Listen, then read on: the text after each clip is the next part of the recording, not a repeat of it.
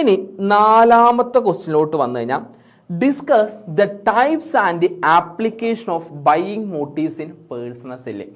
എന്താണ് personal സെല്ലിങ്ങിൽ buying മോട്ടീവ്സിന്റെ ആവശ്യം, അതിന്റെ ആപ്ലിക്കേഷൻ എന്തൊക്കെയാണ്, ഏതൊക്കെ ടൈപ്സ് ഓഫ് ബൈയിങ് മോട്ടീവ്സ് ആണ് ഉള്ളത് എന്നുള്ളത്. അപ്പോൾ നമുക്കത് നോക്കാം എന്താണെന്നുള്ളത്. Discuss the types and application of buying motives in personal selling.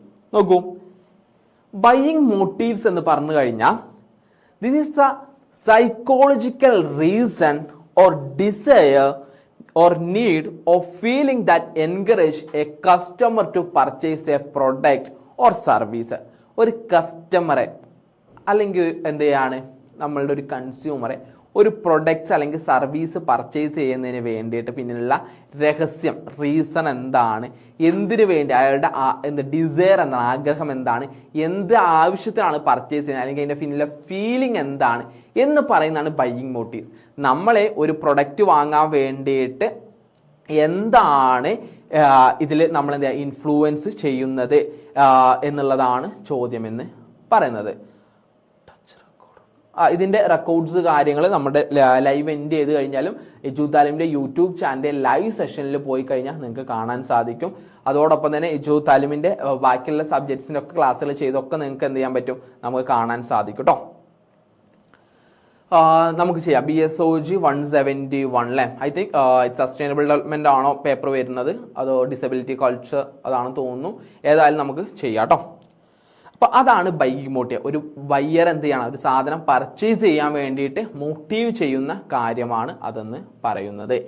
In personal selling, understanding the customer buying motive is essential because it helps the salesman to present the products in a manner that satisfy the customer's needs and influence the purchase decision.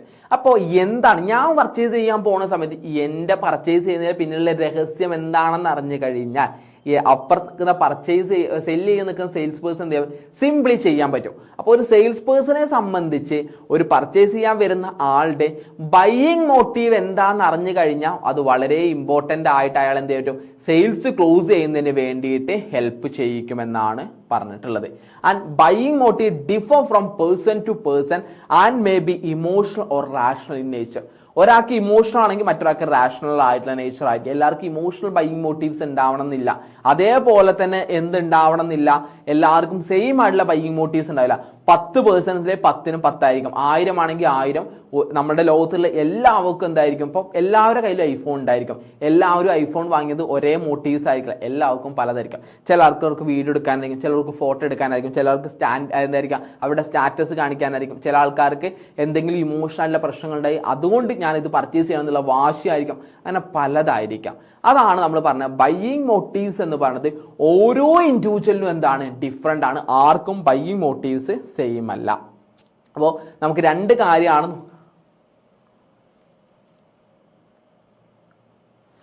നമുക്ക് മൊത്തം 10 questions ആണ് നമ്മളിത്, അതായത് മൊത്തമായിട്ട് എല്ലാ ഏരിയാസും cover ചെയ്ത് last 5 ഇയേഴ്സിലെ question പേപ്പറിനെ base ചെയ്തിട്ടാണ് നമ്മൾ ഈ ഒരു സെഷൻ ഇവിടെ കണ്ടക്ട് ചെയ്യുന്നത്.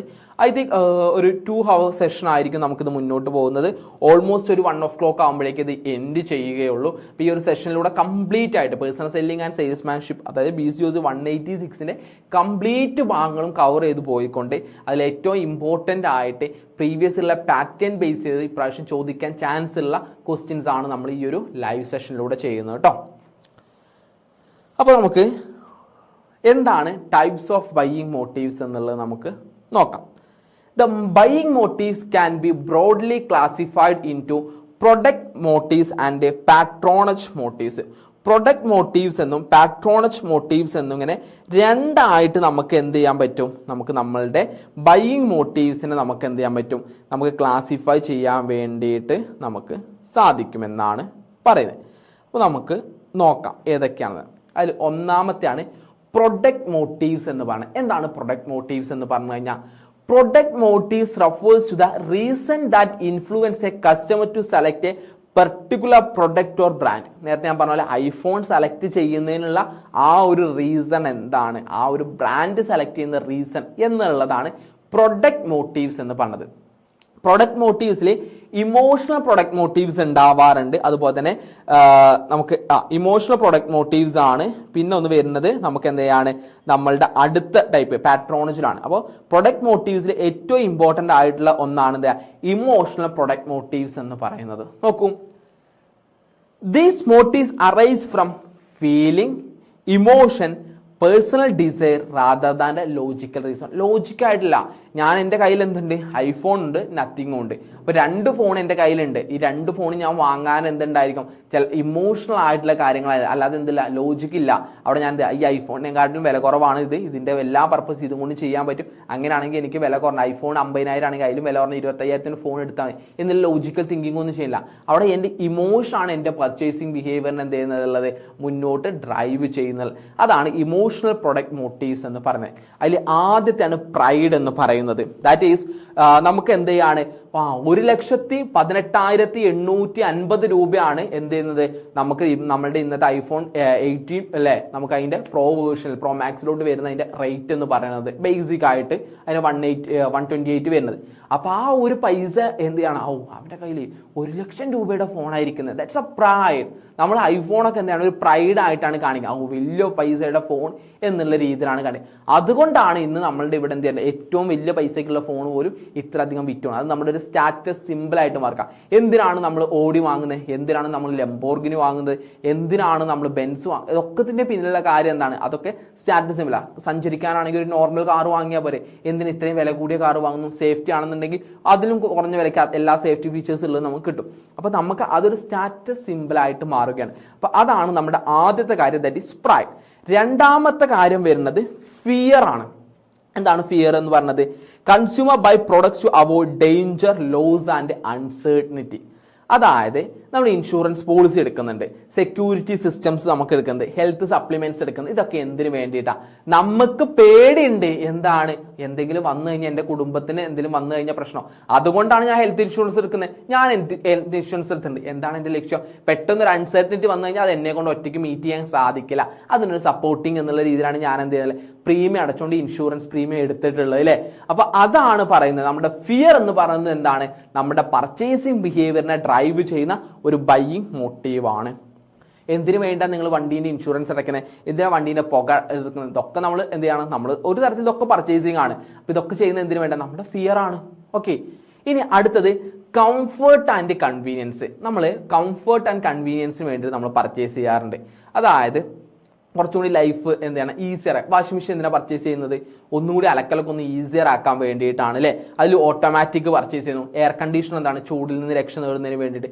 സ്മാർട്ട് ഹോം ഡിവൈസസ് നമ്മൾ വാങ്ങാറുണ്ട്, ആമസോൺ അലക്സ പോലുള്ള അല്ലേ. അതുപോലെ തന്നെ നമുക്ക് ക്ലീനർ ആയിട്ട് ഇപ്പം നമുക്ക് റോബോട്ടിക്സ് ഒക്കെ എന്ത് ചെയ്യാൻ ക്ലീനിങ്ങിനൊക്കെ ഉപയോഗിക്കാൻ വാങ്ങുന്നത്, ഇതൊക്കെ എന്തിനു വേണ്ടിയിട്ടാണ്, നമ്മളുടെ ഒരു പർച്ചേസിങ് ചെയ്തുകൊണ്ട് നമ്മളുടെ ജീവിതം എന്നുകൂടി കംഫർട്ട് ആക്കാം, ഒന്നുകൂടി കൺവീനിയന്റ് ആക്കുന്നതിന് വേണ്ടി. അപ്പം അത്തരത്തിൽ കംഫർട്ട് ആൻഡ് കൺവീനിയൻസ് എന്താണ്, നമ്മളെ പർച്ചേസ് ചെയ്യുന്നതിലോട്ട് ഡ്രൈവ് ചെയ്യുന്ന ഒരു ബൈയിങ് മോട്ടീവ് ആണ്.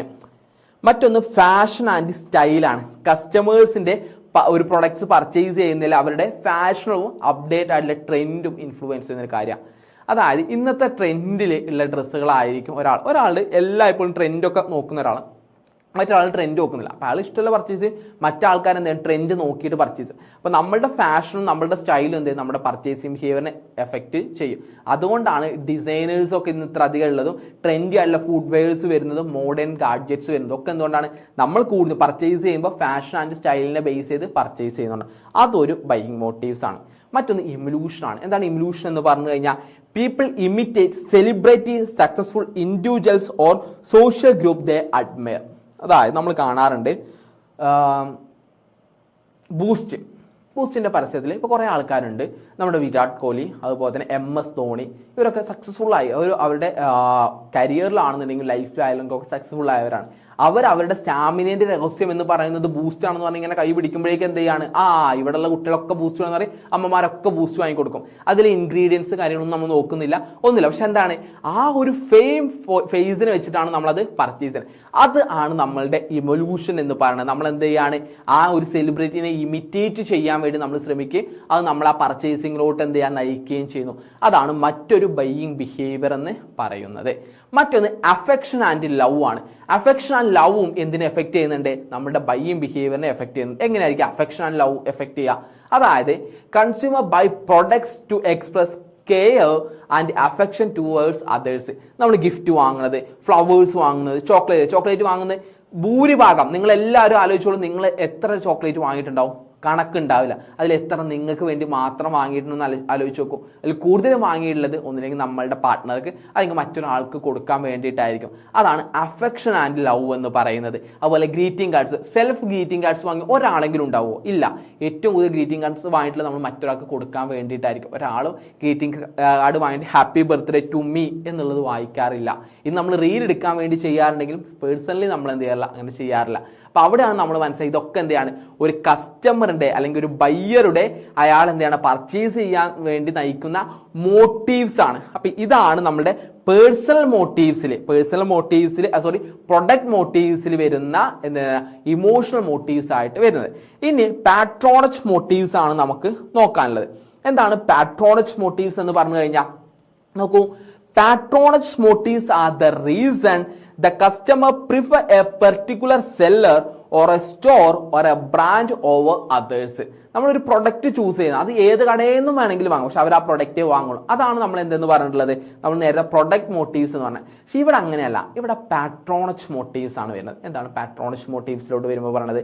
പാട്രോണജ് മോട്ടീവ്സിലോട്ട് വരുന്ന സമയത്ത് ആ കസ്റ്റമർ എന്ത് ചെയ്യാണ്, ആ ഒരു സെല്ലറെ മാത്രം എന്തിനു വാങ്ങുള്ളൂ. ഞാൻ സാംസങ്ങിന്റെ ഫോൺ മാത്രമേ വാങ്ങുള്ളൂ, ഞാൻ സാംസങ്ങിന്റെ പാലാരിവട്ടത്തിലുള്ള ഔട്ട്ലെറ്റിൽ നിന്ന് മാത്രമേ ഞാൻ വാങ്ങുകയുള്ളൂ, ഇല്ലെങ്കിൽ ഇന്ന കടയിൽ നിന്ന് മാത്രമേ വാങ്ങുള്ളൂ എന്ന് പറഞ്ഞാണ് പാട്രോണജ് മോട്ടീവ്സ് എന്ന് പറയണത്. അതിലും ഇമോഷണൽ പാട്രോണജ് മോട്ടീവ്സ് ഉണ്ട്. ഇമോഷണൽ പാട്രോണജ് ഉണ്ട്, റാഷണൽ പാട്രോണജ് മോട്ടീവ്സ് ഉണ്ട്. ഇമോഷണൽ പാട്രോണജ് മോട്ടീവ്സ് എന്ന് പറഞ്ഞു കഴിഞ്ഞാൽ അട്രാക്റ്റീവ് സ്റ്റോർ എൻവയോൺമെന്റ്. ഇപ്പോൾ എൻ്റെ വീടിൻ്റെ അവിടോട്ട് പോകുന്ന സ്ഥലത്ത്, ഞാനിപ്പോൾ ഒരു മലപ്പുറം നിലമ്പൂർ സ്വദേശിയാണ്, അവിടോട്ട് പോകുന്ന സമയത്ത് നമുക്ക് വടപുറം എന്ന് പറയുന്ന സ്ഥലത്തുമ്പോൾ ഇവിടെ വിറ്റാമിൻ എന്ന് പറയുന്ന ഒരു ഹോട്ടലുണ്ട്. നിങ്ങൾ പലയിടത്തും കണ്ടിട്ടുണ്ടാവും, ഫേമസ് ആയിട്ടുള്ള ഒരു ഷോപ്പാണ്. അവിടെ ഒരു മീനിൻ്റെ വായിലൂടെ വേണം അങ്ങോട്ട് പോകാൻ.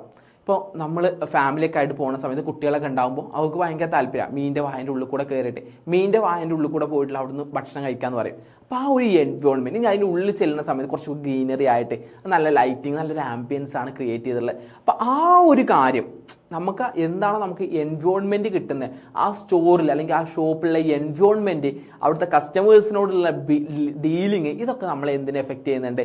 നമ്മളുടെ ബൈയിങ്ങിനെ ഇൻഫ്ലുവൻസ് ചെയ്യുന്ന ഒരു ഫാക്ടറാണ്. അതാണ് അട്രാക്റ്റീവ് സ്റ്റോർ എൻവയോൺമെൻറ്റ് എന്ന് പറയുന്നത്. രണ്ടാമത് സെല്ലേഴ്സ് പേഴ്സണാലിറ്റി. ഞാനിപ്പോൾ ഒപ്പം കൂട്ടി പറഞ്ഞിട്ടുള്ളൊരു കാര്യമാണ്. എങ്ങനെയാണ് ഫ്രണ്ട്ലി ആയിട്ട് പൊളൈറ്റ് ആയിട്ട് സാറേ എന്താണ് വേണ്ടത്, നമ്മൾ 100 പ്രാവശ്യം പോകുമ്പോൾ ഇപ്പോൾ റീസെൻ്റ്ലി ഞാൻ റീല് കണ്ടു, ഒരാൾ വന്നിട്ട് ഇന്ന വ്യക്തി ഇല്ലേ അവിടെ എന്നുള്ളത് ഒരു ഹോട്ടലിൽ വന്നിട്ട് ചോദിക്കാം. കാരണം എന്താണ്, ഇയാൾ വരുമ്പോഴേക്ക് ഇയാളുടെ മെൻറ്റാലിറ്റി, ഇയാൾ ചിലപ്പോൾ ചൂടായിട്ട് വരുമ്പോൾ ഇയാൾ ആ ഒരു ബിഹേവിയർ കണ്ടിട്ട് അയാൾക്ക് എന്താണ് വേണ്ടത്, കോഫിയാണോ ഭക്ഷണം എന്താണോ അത് കൊണ്ടേ കൊടുക്കുകയാണ്. അപ്പം അത്തരത്തിൽ നമ്മളുടെ സെല്ലർ നമ്മളോട് എങ്ങനെയാണ് ബിഹേവ് ചെയ്യുന്നത് എന്നുള്ളതും ഒരു പാട്രോണജ് മോട്ടീവാണ്. മറ്റൊന്ന് ഹാബിറ്റാണ്. അതായത് ഇപ്പോൾ ഞാൻ പർച്ചേസ് ചെയ്യുന്ന സമയത്ത്, ഞാൻ പർച്ചേസ് ചെയ്യുന്ന ഒരു സ്ഥലമുണ്ട്, ഞാൻ അവിടുന്ന് മാത്രമേ പർച്ചേസ് ചെയ്യുള്ളൂ. കാരണം എനിക്ക് ആ എൻവയോൺമെൻറ്റ് ഭയങ്കര ഇഷ്ടമാണ്, എനിക്കവിടുന്ന് സാധനങ്ങൾ നോക്കിയെടുക്കാൻ വേണ്ടി ഞാൻ അവിടുന്ന് ഇങ്ങനെ കണ്ടിന്യൂ പർച്ചേസ് ചെയ്യും. അപ്പം നമ്മുടെ ആ ഒരു ഹാബിറ്റ്, ഒരു സാധനം ഇങ്ങനെ തുടർച്ചയായി ഉപയോഗിക്കുക അല്ലെങ്കിൽ ആ ഒരു സ്റ്റോറിൽ തന്നെ പോകുക എന്നുള്ള ഹാബിറ്റും എന്താണ്, ഒരു പാട്രോണജ് മോട്ടീവാണ്. പിന്നെ പ്രസ്റ്റീജ് ഓഫ് ദി സ്റ്റോറി. എന്തിനാ കൂടുതൽ ആൾക്കാർ ലുലുലൊക്കെ എവിടെ പർച്ചേസ് ചെയ്യുന്നത്? ലുലുല. അത് അവിടെ പർച്ചേസ് ചെയ്ത് കഴിഞ്ഞാൽ വലിയൊരു പ്രൈഡായിട്ട് കാണുന്ന ഒരു ആൾക്കാരുണ്ട്. അപ്പോൾ ഒരുപാട് ആൾക്കാർ എന്താ വെൽ നോൺ ആയിട്ടുള്ള സ്റ്റോറുകളിൽ കാര്യങ്ങൾ പർച്ചേസ് ചെയ്യുകയുള്ളൂ. ചിലപ്പോൾ അതേ സാധനം നമുക്ക് അതേ ക്വാളിറ്റി, അതിലാറെ ക്വാളിറ്റി നമുക്ക് ചിലപ്പോൾ താഴത്ത് വേറെ കടയിൽ നിന്ന് കിട്ടും, പക്ഷെ നമ്മൾ എപ്പോഴും അവിടെ പോകുള്ളൂ. അത് നമ്മളുടെ ആ ഒരു പ്രസ്റ്റേജ്, ആ ഒരു പ്രൈഡിൻ്റെ കാര്യമാണ്. അതാണ് അവിടുത്തെ പ്രധാനമായിട്ടുള്ള പാട്രോണജ് മോട്ടീവ്സിൽ വരുന്നത്. ഇനി അടുത്തത് റാഷണൽ പാട്രോണജ് മോട്ടീവ്സ് ആണ്. എന്താണ് റാഷണൽ പാട്രോണജ് മോട്ടീവ്സ് എന്ന് പറഞ്ഞു കഴിഞ്ഞാൽ, നമുക്ക് റാഷണൽ, നമുക്ക് ഒരു പ്രൊഡക്റ്റ് അല്ലെങ്കിൽ സ്റ്റോർ അങ്ങനെ നമ്മൾ പ്രത്യേകിച്ച് കാര്യമല്ല, പക്ഷെ അതിൽ റാഷണൽ അല്ല. അതിൽ ഒന്നാമത്തെ കാര്യമാണ് ബെറ്റർ സർവീസ് എന്ന് പറയുന്നത്. കസ്റ്റമേഴ്സ് എപ്പോഴും പ്രിഫർ ചെയ്യുക നല്ല സർവീസ് തരുന്ന ഷോപ്പുകളായിരിക്കും. വൺസ് നിങ്ങൾ ചിലപ്പോൾ അവിടെ സാധനമായിട്ട് പക്ഷേ അത് സർവീസ് മോശമാണ്, വീണ്ടും അങ്ങോട്ട് പോകില്ല, വേറെ ആളെ റെഫർ ചെയ്യുകയില്ല. അപ്പോൾ കസ്റ്റമേഴ്സിൻ്റെ ആഫ്റ്റർ സെയിൽസ് ആണെങ്കിലും അതിന് മുന്നോട്ടുള്ള സർവീസ് ആണെങ്കിലും അത് ബെസ്റ്റ് ആയിരിക്കാം. അതാണ് ഒന്നാമത്തെ ഒരു ബൈയിങ് മോട്ടീവ്സ് എന്ന് പറയുന്നത്. രണ്ടാമത്തെ വൈഡർ സെലക്ഷൻ, ഒരുപാട് സെലക്ഷൻ ഓപ്പർച്യൂണിറ്റീസ് ഉണ്ടായിരിക്കാം. പിന്നെ കൺവീനിയൻറ്റ് ലൊക്കേഷൻ, നല്ല കൺവീനിയൻ്റ് ആയിട്ട് പാർക്കിംഗ് ഒക്കെ ഉള്ള ലൊക്കേഷൻ ആയിരിക്കാം. പിന്നെ കോമ്പറ്റേറ്റീവ് പ്രൈസ്, മറ്റുള്ളവർ കമ്പയർ ചെയ്യുമ്പോൾ 1 രൂപയെങ്കിലും കുറവുള്ള പ്രൈസ് ആയിരിക്കാം. പിന്നെ ക്രെഡിറ്റ് ഫെസിലിറ്റി, കടത്തിനുള്ള ഫെസിലിറ്റീസ്, അതായത് നമുക്ക് സ്ഥിരം ഇങ്ങനെ റിപ്പീറ്റ് പർച്ചേസ് ചെയ്യുന്നവർക്ക് ഒരു ഹോൾഡിംഗ് പീരീഡ് കാര്യങ്ങൾ കൊടുക്കുന്നതായിരിക്കാം. ഇങ്ങനെയൊക്കെ ഉണ്ടാവുന്നതാണ് റാഷണൽ പാട്രോണേജ് മോട്ടീവ്സ് എന്നൊക്കെ പറയുന്നത്. ഇതൊക്കെ ഒരു ബയ്യറെ ബൈ ചെയ്യാൻ ഇൻഫ്ലുവൻസ് ചെയ്യുന്ന ബൈയിങ് മോട്ടീവ്സുകളാണ്. ഓക്കെ, ഇതിനൊക്കെയാണ് നമ്മൾ എന്താ പറയുക, ബൈയിങ് മോട്ടീവ്സ് എന്ന് പറഞ്ഞാൽ പേഴ്സൺ സെല്ലിങ്ങിലെ ബൈയിങ് മോട്ടീവ്സ് ആണ്. അതിൽ നമ്മൾ പ്രൊഡക്റ്റ് മോട്ടീവ്സും ഉണ്ട്, പാട്രോണേജ് മോട്ടീവ്സ് ഉണ്ട്. രണ്ടിനും റാഷണലും ഇമോഷണലും ഉണ്ട് കേട്ടോ. അത് നമ്മൾ ഓർത്തിരിക്കുക. ഇനി ഇതിന്റെ ആപ്ലിക്കേഷൻ എന്തൊക്കെയാണ് എന്നുള്ളതാണ് നോക്കുക. എന്താണ് ബൈയിങ് മോട്ടീവ്സിന്റെ application in personal selling? What the main application of buying motives in personal selling എന്നുള്ളതാണ് നമുക്ക് നോക്കാനുള്ളത്. അപ്പോൾ understanding the buying motives helps the sales people to sell more effectively. അല്ലേ, എന്തായിരിക്കും, കൂടുതൽ സാധനങ്ങൾ വിൽക്കാൻ വേണ്ടിയിട്ട് അവരെ ഹെൽപ്പ് ചെയ്യും. എന്ത്, നമുക്ക് ഓരോ ആൾക്കാരുടെയും ഓരോ കസ്റ്റമേഴ്സിന്റെ ബൈയിങ് മോട്ടീവ്സ് അറിഞ്ഞു. അപ്പോൾ കസ്റ്റമേഴ്സിന്റെ നീഡ് ഐഡന്റിഫൈ ചെയ്യുന്നതിന് വേണ്ടിയിട്ട് ഹെൽപ്പ് ചെയ്യുന്നുണ്ട് എന്നുള്ളത് തന്നെയാണ് നമ്മളുടെ ആദ്യത്തെ ആപ്ലിക്കേഷൻ ഓഫ് ബൈയിങ് മോട്ടീവ്സ് എന്ന്. അപ്പോൾ അവരുടെ നീഡ് എന്താണെന്ന് മനസ്സിലാക്കി അതിനനുസരിച്ച് നമുക്ക് പ്രൊഡക്ട്സ് വിൽക്കാനും അവരതിനനുസരിച്ച് എന്ത് ചെയ്യിക്കാം, ഓക്കെ ആക്കാനും നമുക്ക് സാധിക്കും. നമുക്ക് കൂടുതൽ സെയിൽസ് ക്ലോസ് ചെയ്യാൻ വേണ്ടിയിട്ട് എന്ത് ഹെൽപ്പ് ചെയ്യും, നമ്മുടെ ബൈയിങ് മോട്ടീവ്സ് ഹെൽപ്പ് ചെയ്യും. ഇനി രണ്ടാമത്തത് ഡെവലപ്പിംഗ് എഫക്റ്റീവ് സെയിൽസ് പ്രസന്റേഷൻ. ഇപ്പോൾ എനിക്ക് എൻ്റെ ബൈയിങ് മോട്ടീവ്സ് എന്താണെന്ന് അറിയാത്ത ഒരാളെ എന്നോട് പറയുമ്പോൾ അയാളുടെ പെർസ്പെക്റ്റീവിൽ നിന്നിട്ടാണ് പറയാം. അപ്പോൾ അയാൾക്ക് ഞാനുമായിട്ടൊരു ഇമോഷണൽ കണക്ഷൻ ബിൽഡ് ചെയ്യാൻ സാധിക്കില്ല. പക്ഷെ അതേ സമയം എന്താ ചെയ്യാണ്, അയാൾക്ക് എൻ്റെ ബൈയിങ് മോട്ടീവ്സ് എന്താണെന്നറിയാം. അപ്പോൾ അതിനനുസരിച്ച് ബില്ല്. ഇപ്പം ഞാനിവിടെ വരുന്നത് ഇവിടുത്തെ കസ്റ്റമർ സർവീസ് കൊണ്ടാണ്. അപ്പോൾ ആ സർവീസ് തുടർന്ന് കൊടുത്താൽ ഇയാൾ ഇവിടെ തന്നെ വരുള്ളൂ എന്നുള്ള ആ ഒരു സാധനം എന്താ മനസ്സിലാക്കിയിട്ട് വേണം നമ്മൾ കൊടുക്കാൻ വേണ്ടിയിട്ട്. അപ്പോൾ knowledge of buying motives enable the sales person highlighting the features that appeal directly to the customer. എന്താണോ ആ സാധനം കൂടുതൽ ഹൈലൈറ്റ് ചെയ്യാൻ വേണ്ടിയിട്ട് സെയിൽസ് പേഴ്സൺ ഹെൽപ്പ് ചെയ്യും. അതിലൂടെ നമുക്ക് സെയിൽസ് ക്ലോസ് ചെയ്യാനും സാധിക്കും.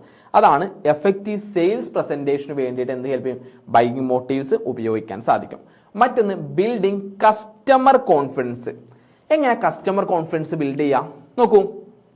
When a rational motives are identify, നമ്മൾ റാഷണൽ മോട്ടീവ്സ് ഐഡന്റിഫൈ ചെയ്തു, the sales person can provide fact, demonstration and evidence to convince the consumer. Emotional ആയിട്ടുള്ള കാര്യമൊന്നുമില്ല. അപ്പോൾ നമ്മൾ പ്രൊഡക്റ്റ് പരിചയപ്പെടുത്തും, അയാൾക്ക് നമ്മൾ അതിൻ്റെ എന്തൊക്കെയാണ് ഇമ്പോർട്ടൻ്റ്, അത് എങ്ങനെയൊക്കെ ഉപയോഗിക്കാം, എന്താണ് അതിൻ്റെ കാര്യം, എങ്ങനെ എന്തൊക്കെ ചെയ്താൽ നല്ലതാണ്, അതിൻ്റെ ഡെമോൺസ്ട്രേഷൻ ചെയ്ത് കൊടുക്കുക. അതൊക്കെയാണ് കസ്റ്റമറിന് കോൺഫിഡൻസ് ക്രിയേറ്റ് ചെയ്യാൻ വേണ്ടിയിട്ട് നമുക്കറിയാം. അത് റാഷണൽ ആണ്. അല്ലെങ്കിൽ ഈ ഒരു എന്ത് ചെയ്യുക, ഷോപ്പ് ഇഷ്ടപ്പെട്ടുകൊണ്ടാണ് വരുന്നത്. അപ്പോൾ നമുക്ക് അവിടുത്തെ പ്രൊഡക്റ്റ് ഇങ്ങനെ വേണം പ്രസൻറ്റ് ചെയ്യാം. ഞങ്ങൾക്ക് ഐഫോണിനോട് എന്ത് ചെയ്യാണ്, ഇഷ്ടമുണ്ട്, അയാൾക്ക് അത് വാങ്ങണം നിർബന്ധമാണ്, അയാളുടെ എന്ത് ചെയ്യാണ്, പ്രൈഡിൻ്റെ പ്രശ്നമാണ്. അപ്പോൾ അയാൾക്ക് ഇങ്ങനെ ചെയ്ത് കൊടുക്കേണ്ട കാര്യമില്ല. അയാൾ ആ പ്രൈഡിനും എന്ത് ചെയ്താൽ പുഷ് ചെയ്യും. സാറേ ഇത് പൈസ ഉള്ളൊരു മാത്രം വാങ്ങുന്നതാണ് പറഞ്ഞിട്ടുള്ള റീൽ നമ്മൾ കണ്ടിട്ടുണ്ട്, തനിക്ക് ഇതൊന്നും പറ്റില്ലാണ്. അതൊക്കെ എന്താണ്, ഒരു ബൈയിങ് മോട്ടീവ്സിൻ്റെ പുഷാണ് വരുന്നത്.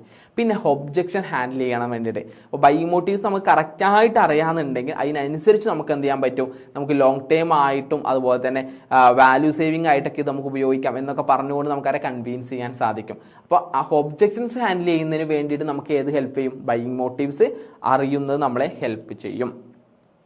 Next, increase in sales and customer satisfaction. നമ്മളുടെ സെയിൽസ് ഇൻക്രീസ് ചെയ്യുന്നതിനും ഓവറോൾ കസ്റ്റമറിന്റെ സാറ്റിസ്ഫാക്ഷൻ ഇൻക്രീസ് ചെയ്യുന്നതിന് വേണ്ടി നമുക്ക് ഇത് ഉപയോഗിക്കാൻ സാധിക്കും.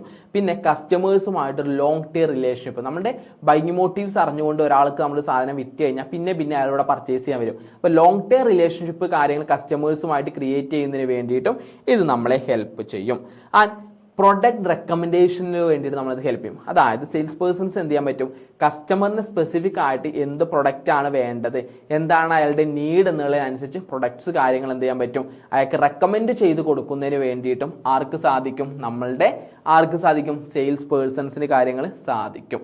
ഇതൊക്കെയാണ് പ്രധാനമായിട്ടും ബൈയിങ് മോട്ടീവ്സിന്റെ ആപ്ലിക്കേഷൻ പേഴ്സണൽ സെല്ലിംഗ് എന്ന് പറഞ്ഞാൽ. ഇത്തരത്തിലൊക്കെ നമുക്ക് എന്ത് ചെയ്യാം, ഉപയോഗിക്കാൻ സാധിക്കും. ഇതൊക്കെ ഇമ്പോർട്ടൻ്റ് ആയിട്ട് പ്രീവിയസിലൊക്കെ റിപ്പീറ്റ് ചെയ്ത് വന്ന് ചോദിച്ചിട്ടുള്ള ക്വസ്റ്റ്യൻസ് ആണ്. അപ്പോൾ എക്സാമിന് പോകുമ്പോൾ ഈ ക്വസ്റ്റ്യൻസ് ഒന്നും വായിക്കാൻ നിങ്ങൾ ഒരിക്കലും പോകരുത് കേട്ടോ.